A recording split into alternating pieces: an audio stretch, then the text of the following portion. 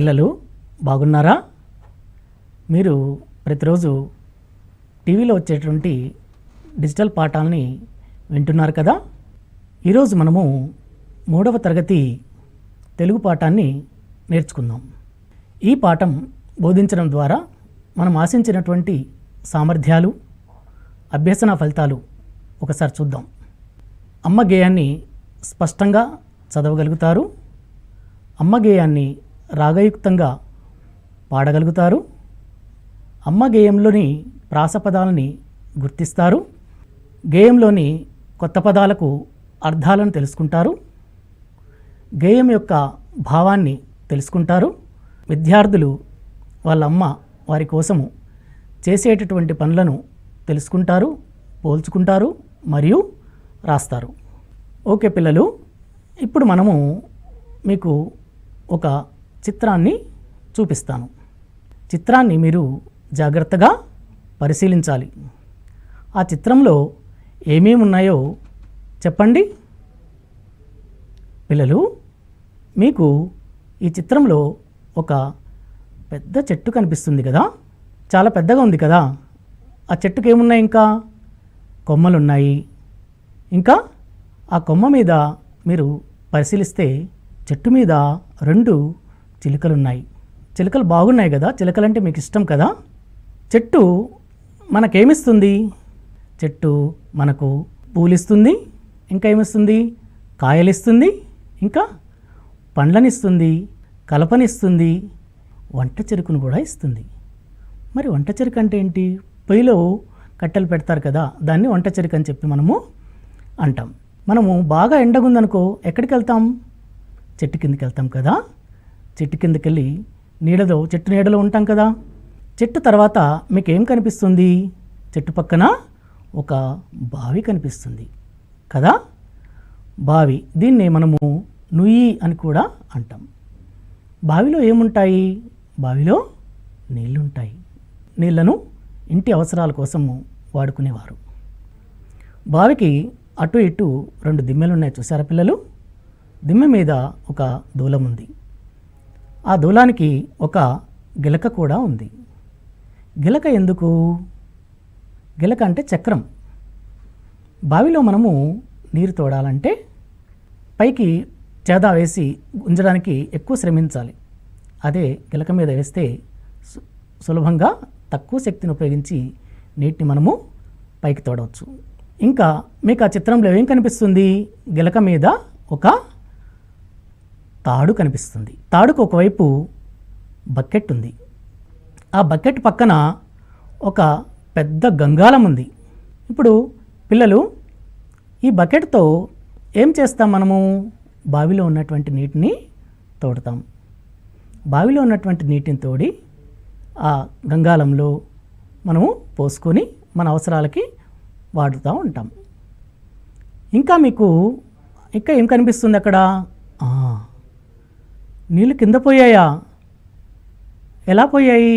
నీళ్ళు మనం బావిలోంచి తోడేటప్పుడు, అలాగే గంగాళంలో పోసేటప్పుడు కొన్ని నీళ్ళు కింద పోయి అలా ప్రవహిస్తున్నాం మనం ఆ చిత్రంలో గమనించవచ్చు.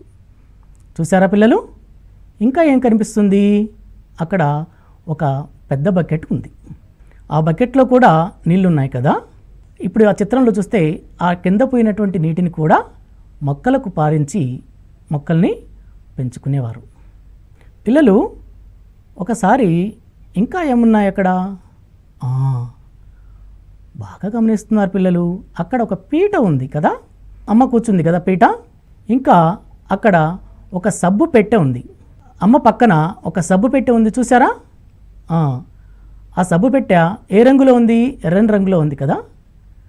సబ్బు పెట్టెలో ఏముంది? ఒక సబ్బు ఉంది. ఆ తర్వాత ఆ పక్కన ఒక చిన్న గిన్నె ఉంది. ఆ గిన్నెలో ఏదో ఉన్నట్టు కనిపిస్తూ ఉంది కదా.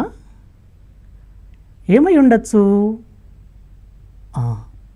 అది ఏదో పిండిలా కనిపిస్తుంది. ఆ పిండి సున్ని పిండి. మీకు ఆ విషయం తెలుసా పిల్లలు? ఒకప్పుడు సబ్బులు అనేవి ఉండేవి కాదు. అందరూ కూడా ఆ సున్ని పిండితోనే స్నానం చేసేవారు. ఇంకా పక్కన ఇంకొక గిన్నె కనిపిస్తుంది కదా, చూసారా పిల్లలు? ఆ గిన్నెలో కూడా ఏదో ద్రవంలా కనిపిస్తుంది.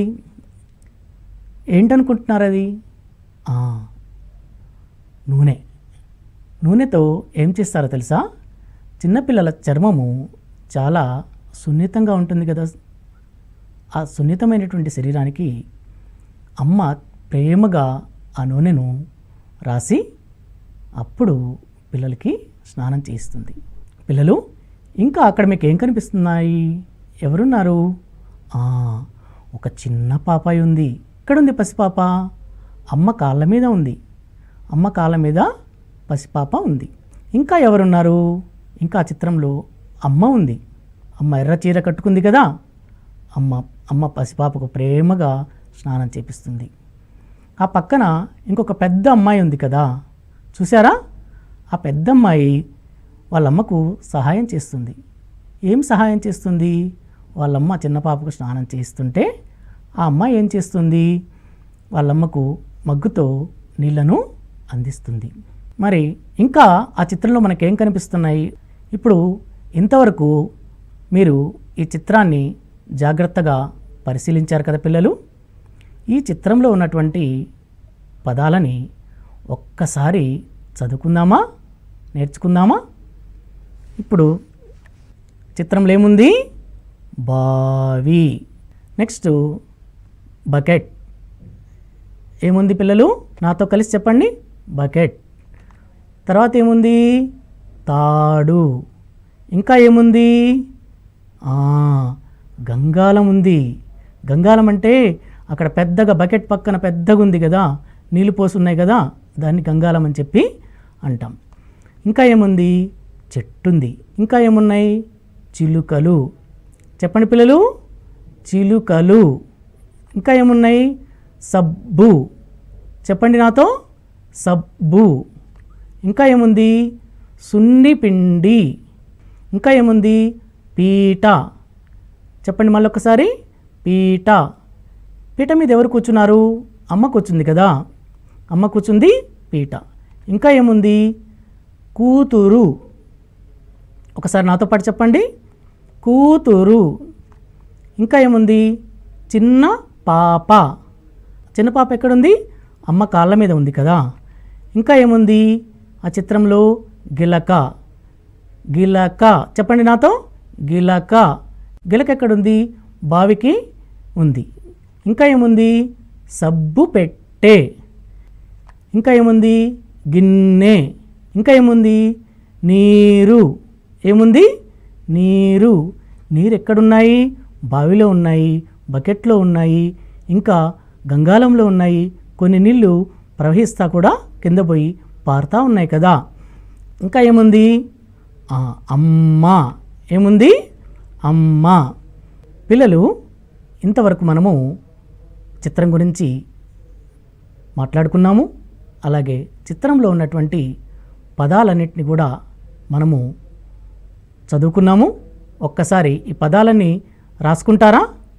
బావి, బకెట్, తాడు, గంగాలం, చెట్టు, చిలుకలు, సబ్బు, సున్నిపిండి, పీట, కూతురు, చిన్న పాప, గిలక, సబ్బు పెట్టె, గిన్నె, నీరు, అమ్మ. ఓకే పిల్లలు, ఇప్పుడు ఆ చిత్రం మీద మిమ్మల్ని కొన్ని ప్రశ్నలు అడుగుతాను. ఫస్ట్, అమ్మ, పిల్లలు ఎక్కడ ఉన్నారు? అమ్మ మరియు పిల్లలు బావి దగ్గర, చెట్టు కింద ఉన్నారు. ఇప్పుడు రెండో ప్రశ్న చూడండి పిల్లలు.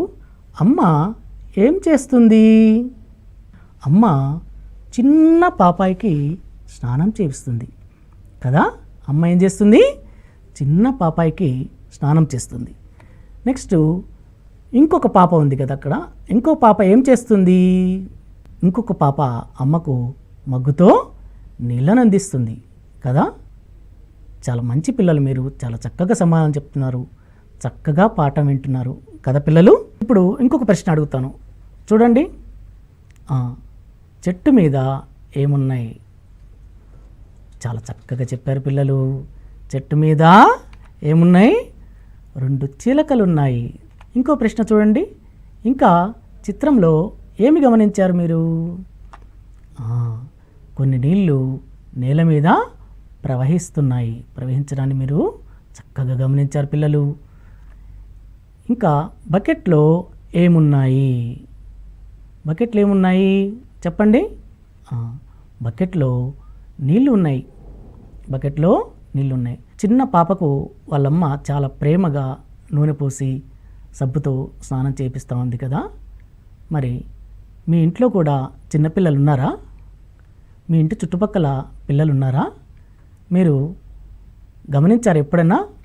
చిన్నపిల్లలు ఉంటే అమ్మ వాళ్ళ పట్ల ఎలాంటి శ్రద్ధ చూపుతుంది, ఎలాంటి జాగ్రత్తలు తీసుకుంటుంది మీరు గమనించే ఉంటారు కదా. ఒక్కసారి మీరు మీ అమ్మ మీకోసం ఏమేం చేస్తుందో ఒకసారి చెప్తారా పిల్లలు? చెప్తారా? చాలా మంచి పిల్లలు, బాగా చెప్తున్నారు మీరు. అమ్మ ఏం చేస్తుంది? అమ్మ స్నానం చేపిస్తుంది కదా.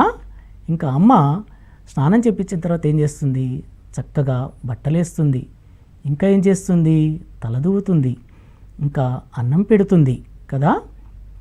ఇంకా అమ్మ ఏం చేస్తుంది? కథలను చెప్తుంది. ఇంకా అమ్మ ఆడిస్తుంది. ఇంకా అమ్మ ఏం చేస్తుంది? చిన్నపిల్లల్ని నిద్రపుచ్చుతుంది. ఇంకా అమ్మ ఆరోగ్యం బాగాలేకపోతే మనల్ని ఎక్కడికి తీసుకెళ్తుంది? ఆసుపత్రికి తీసుకెళ్తుంది కదా పిల్లలు. పిల్లలు, ఇంతవరకు చిత్రంలో ఉన్నటువంటి అమ్మ పాపాయికి ఏమేం చేస్తుందో చూసాం. అలాగే మన అమ్మ, మీ అమ్మ, మా అమ్మ అందరూ కూడా మన చిన్నప్పుడు మనకు ఎంతో ప్రేమగా ఎన్నో చేస్తారు కదా. సో ఇప్పుడు మీకు ఈ పాటకే నేనేం పాఠం చెప్పబోతున్నానో అర్థమైపోయింది కదా. ఆ బాబు ఏదో చెప్తున్నాడే, ఏం పాఠం చెప్తున్నాను బాబు? ఈరోజు నేను మీకు అమ్మ అనేటువంటి 3వ తరగతి పాఠంని చెప్పబోతున్నాను. అమ్మ అనేటువంటి పాఠాన్ని మనము చెప్పుకుంటున్నాము. అమ్మ చెప్పండి. అమ్మ. ఏం పాఠం చెప్పుకుంటాం ఈరోజు మనము? అమ్మ. ఈ అమ్మ అనే పాఠాన్ని రాసినటువంటి వారు వేముగంటి నరసింహాచార్యులు గారు. వారు బాలల గేయాలనేటువంటి ఒక పుస్తకాన్ని రాశారు. ఆ పుస్తకంలో నుంచి ఈ యొక్క అమ్మ అనేటువంటి పాఠాన్ని మనము తీసుకోవడం జరిగింది. పిల్లలు, ఈ గేయాన్ని మొదట నేను చదువుతాను. మీరు ఒక్కొక్క పాదాన్ని జాగ్రత్తగా చూస్తూ మనసు పెట్టి శ్రద్ధగా వినండి. మీరు కూడా చక్కగా చదవగలుగుతారు. సరేనా పిల్లలు? ఈ గేయాన్ని చదువుకుందామా? అమ్మ మనకు దైవమురా, అమ్మ ప్రేమ రూపమురా, అమ్మ వంటి దేవత ఈ అవనిలోన లేదురా. పిల్లలు, ఇప్పుడు నేను చదువుతుంటే విన్నారు కదా. ఈ గేయాన్ని నేను ఇప్పుడు రాగయుక్తంగా ఆ యొక్క గేయాన్ని చూస్తూ వినండి. మీరు కూడా చక్కగా పాడగలరు. అమ్మ మనకు దైవమురా, అమ్మ ప్రేమ రూపమురా, అమ్మ మనకు దైవమురా, అమ్మ ప్రేమ రూపమురా, అమ్మ వంటి దేవత ఈ అవనిలోన లేదురా, అమ్మ వంటి దేవత ఈ అవనిలోన లేదురా. పిల్లలు, ఈ గేయాన్ని మరొక్కసారి నేను పాడతాను. అమ్మ మనకు దైవమురా, అమ్మ ప్రేమ రూపమురా, అమ్మ మనకు దైవమురా, అమ్మ ప్రేమ రూపమురా, అమ్మ వంటి దేవత ఈ అవనిలోన లేదురా, అమ్మ వంటి దేవత ఈ అవనిలోన లేదురా, అమ్మ మనకు దైవమురా. పిల్లలు, అమ్మ అంటే పిల్లలకు చాలా ఇష్టం కదా. అమ్మ పాట అన్నా కూడా ఇష్టమే కదా. ఈ యొక్క గేమ్లో ఇప్పుడు మనకు తెలవనటువంటి కొత్త పదాలని నేర్చుకుందామా? దానికంటే ముందు ఈ పాఠం ఒక పాప పాడుతుంది, విందామా? అమ్మ మనకు దైవమురా, అమ్మ ప్రేమ రూపమురా, అమ్మ వంటి దేవత ఈ అవనిలోన లేదురా. పిల్లలు, ఈ పాప పేరు జ్యోతి, మీలాగే 3rd క్లాసు చదువుతుంది. బాగా పాడిందా? ఓకే. ఇప్పుడు మనము ఈ పాఠంలోని అర్థాలని తెలుసుకుందాం. ఇప్పుడు మనకు పాఠం యొక్క గేమ్లో మొదటి లైన్లో కొత్త పదం ఏముందో చూద్దాం. అమ్మ మనకు దైవమురా అని చెప్పి మనం అన్నాం కదా. మరి దైవం అంటే మనకు మీ కొత్త పదం కదా. టెక్స్ట్ బుక్లో మీరు దైవం కింద ఒక గీత గీయండి. దైవం అంటే మీకు ఒక ఉదాహరణ చెప్తాను. అమ్మ, నాన్న, గురువు మనకు దైవంతో సమానం. మరి దైవం అంటే ఏంటి? దైవం అంటే భగవంతుడు, దేవుడు. దైవము అంటే మనకు భగవంతుడు, దేవుడు అని చెప్పి అర్థం. పిల్లలు, మీకు 2వ లైన్లో అమ్మ ప్రేమ రూపమురా అని ఉంది కదా. రూపము అనే పదం కింద గీత గీయండి. రూపం అంటే దానికి ఒక ఉదాహరణ చెప్తాను. బంతి గుండ్రని రూపంలో ఉంటుంది. బంతి గుండ్రని రూపంలో ఉంటుంది. రూపం అంటే ఏంటి? గుండ్రని ఆకారం. రూపం అంటే ఏంటి? ఆకారం. చివరి లైన్లో అమ్మ వంటి దేవత ఈ అవనిలోన లేదురా. అవనిలోన లేదు అని ఉంది కదా. అవని ఒకసారి గీత గీయండి దాని కింద. అవని అంటే మన కొత్త పదం కాబట్టి అవనికి ఒక ఉదాహరణ చెప్తాను. రైతు అవనిని నాగలితో దున్నుతాడు. రైతు ఏం చేస్తాడు? నాగలితో అవనిని దున్నుతాడు. మరి ఇక్కడ అవని అంటే ఏంటి? రైతు దేన్ని దున్నుతాడు? భూమినే కదా. అవని అంటే భూమి, నేల అని చెప్పి అర్థం. ఇప్పుడు గేమ్లోని అర్థాలు తెలుసుకున్నారు కదా పిల్లలు. గేమ్లో ప్రాసపదాలు ఉన్నాయి. ప్రాసపదాలు అంటే ఏంటి అంటే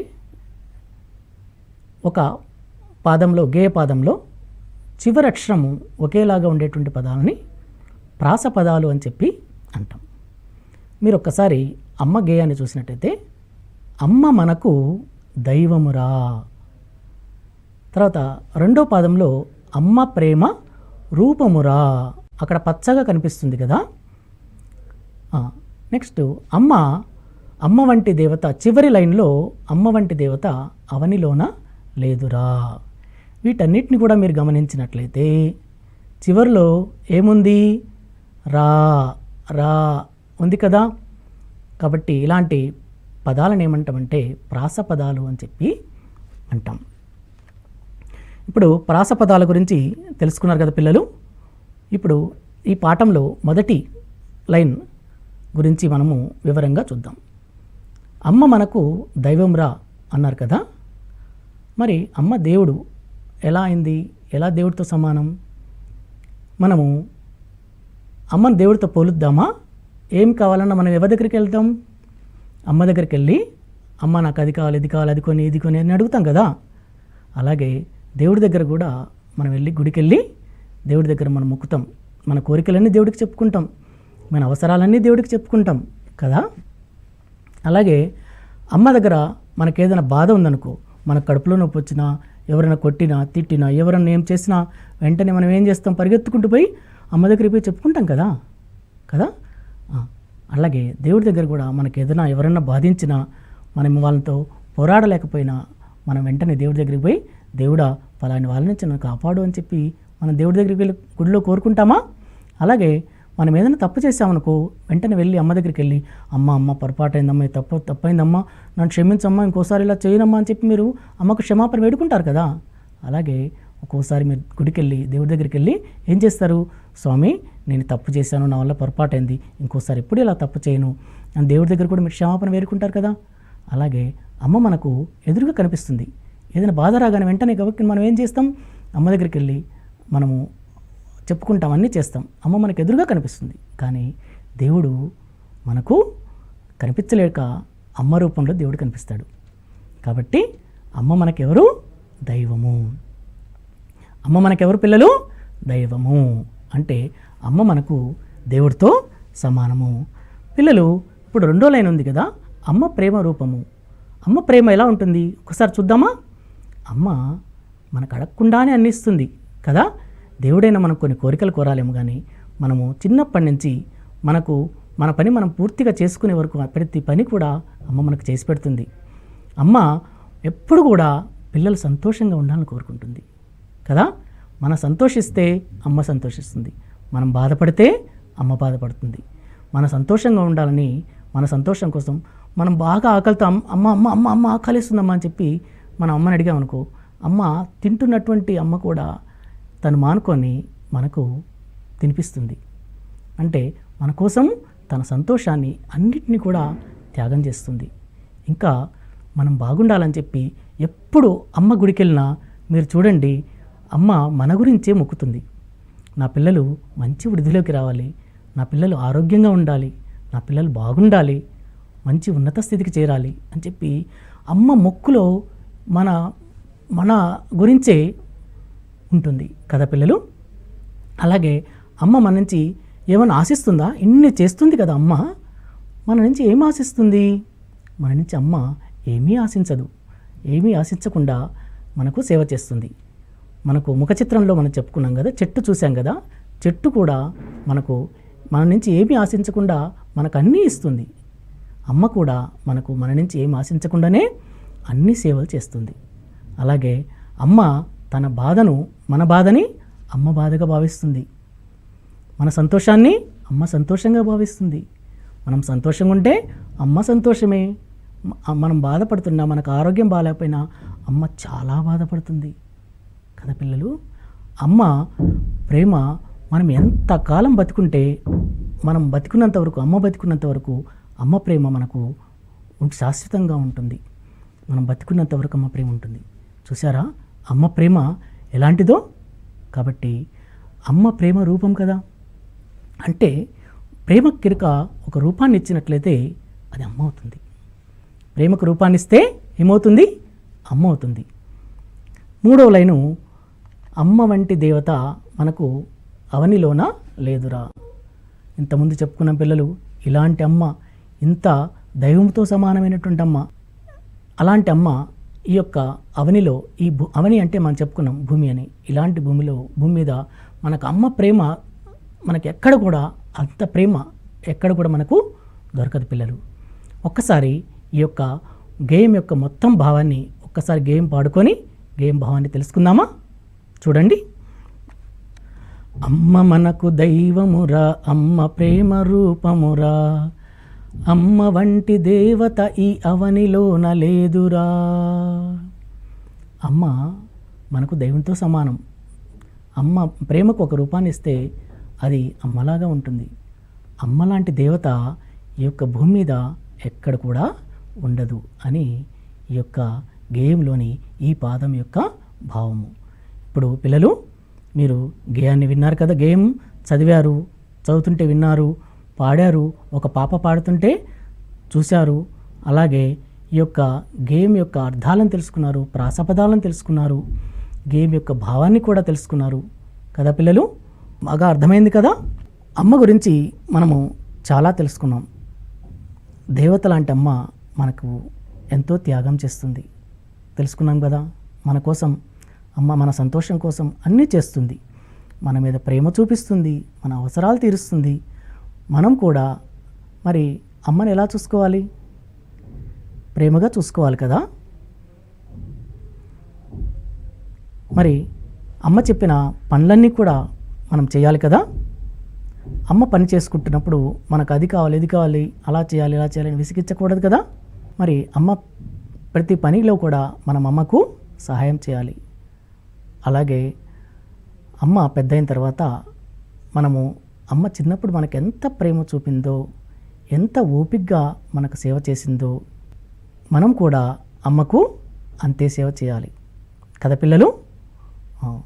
మనము అమ్మను మంచిగా చూసుకుంటే ఆ భగవంతుడు మనని చల్లగా చూస్తాడు కదా. ఎప్పుడు కూడా మనము కృతజ్ఞులు అవ్వకూడదు కదా, చేసిన సేవను ఎప్పుడు కూడా మరవకూడదు కదా. అమ్మ మన నుంచి ఏమీ ఆశించదు, ఏమీ ఆశించకుండానే అన్నీ ఇస్తుంది, అన్నీ చేస్తుంది కదా. అలాంటి అమ్మ ప్రేమ ఈ యొక్క ప్రపంచంలోనే, ఈ భూమి మీదనే చాలా గొప్పది అమ్మ ప్రేమ. పాఠం బాగా అర్థమైంది కదా పిల్లలు. ఇప్పుడు మీకు కొన్ని ప్రశ్నలు ఇస్తాను. ఆ ప్రశ్నల్ని మీరు నోట్ పుస్తకంలో రాసి మీ యొక్క ఉపాధ్యాయునికి చూపించండి. ప్రశ్నలు రాసుకోండి పిల్లలు. అమ్మను ఎందుకు దైవంతో పోలుస్తారో రాయండి. అమ్మ మనకు అన్నీ ఇస్తుంది కదా, అలాగే చెట్టు మనకు ఏమిస్తుందో రాయండి. అలాగే గేయంలో ఉన్నటువంటి తలకట్టు, దీర్ఘము, గుడి, కొమ్ము, కొమ్ము దీర్ఘము, ఐత్వం, ఏత్వన దీర్ఘం ఉన్నటువంటి ఈ గుణింతం ఉన్నటువంటి అక్షరాలను గుర్తించి అక్కడ ఒక పట్టిక ఉంది కదా, అలాంటి పట్టికలో నింపి మీ యొక్క ఉపాధ్యాయుడికి చూపించండి. మనం ఇప్పుడు ఏకవచనం బహువచనం గురించి బాలభీముడు పాఠంలో మీరు విన్నారు కదా. మరొక్కసారి గుర్తు తెచ్చుకుందామా?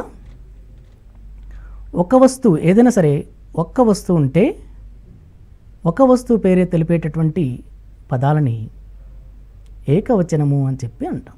ఒకటి కంటే ఎక్కువ వస్తువులు ఉన్నటువంటి పదాలను తెలిపేటటువంటి పదాన్ని బహువచనం అని చెప్పి మనము తెలుసుకున్నాం కదా పిల్లలు. గుర్తొచ్చింది కదా.